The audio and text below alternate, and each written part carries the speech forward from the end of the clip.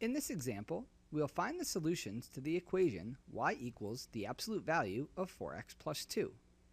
In doing so, we will see how absolute values affect the graphs of lines. But before we bring in the absolute values, let's start by graphing the solutions to the equation y equals 4x plus 2. This will give us a good starting point to understand the graph of the equation y equals the absolute value of 4x plus 2. To sketch this graph, we need to find the intercepts. We can find the y-intercept when looking when x is 0, which gives us y equals 4 times 0 plus 2, which is just 2.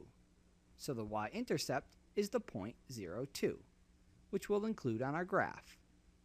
To find the x-intercept, we look when y is 0.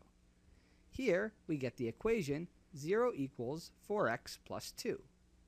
In subtracting 2 from both sides, we get negative 2 equals 4x, and dividing by 4 leads to x equals negative 2 over 4, which is negative 1/2. So the x-intercept is the point negative 1/2, 0, which we will also include on our graph. Now that we know the intercepts, we can sketch the graph of y equals 4x plus 2 as the line through these 2 points.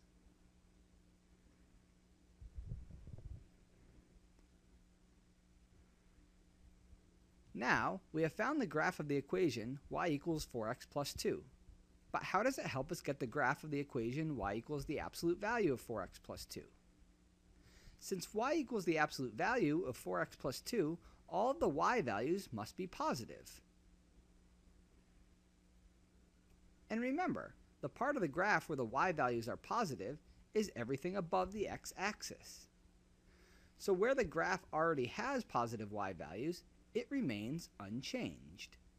But anything below the x-axis is where y is less than 0. Taking the absolute value will make this positive. So we get the solutions to the equation y equals the absolute value of 4x plus 2.